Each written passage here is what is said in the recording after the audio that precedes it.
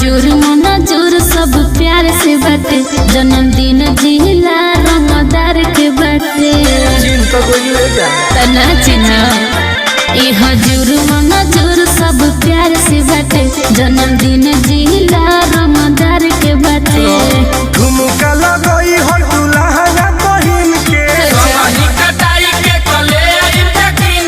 रात भइलई हो बाटे पार्टी जन्मदिन के, रात भइलई हो बाटे पार्टी जन्मदिन के। पैसा के बारिश कर देम जा। साचो का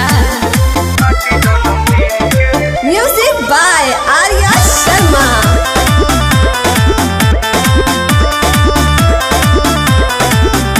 एह मरद के जे भाजइबू रातो रात चरचा में आ जइबू। जनतानी फेस भैलू बढ़ जाई, दिल डोला बोलो मार्केट चढ़ जाई।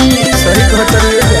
हाँ हो हई मरद के जे भाजइबू रातो रात चरचा में आ जइबू। जनतानी फेस भैलू बढ़ जाई, दिल डोला बोलो मार्केट चढ़ जाई। करेंसी लुटावल जाई ले जाई हो बिन के, रात भइलई हो बावे पार्टी जन्मदिन के, रात भइलई हो बाटे पार्टी जन्मदिन के। धुआं धुआं हो जाई। ऐसे बता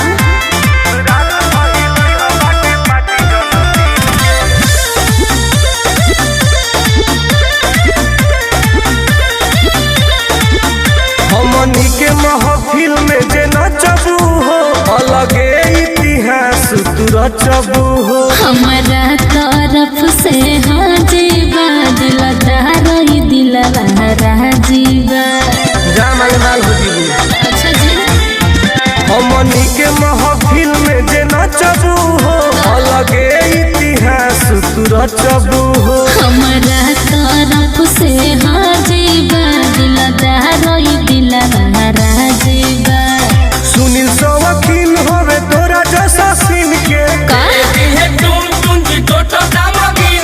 रात भइलई हो बावे पार्टी जन्मदिन के, रात भइलई हो बाटे पार्टी जन्मदिन के। जाए अब तोरो मार्केट चढ़ जाई।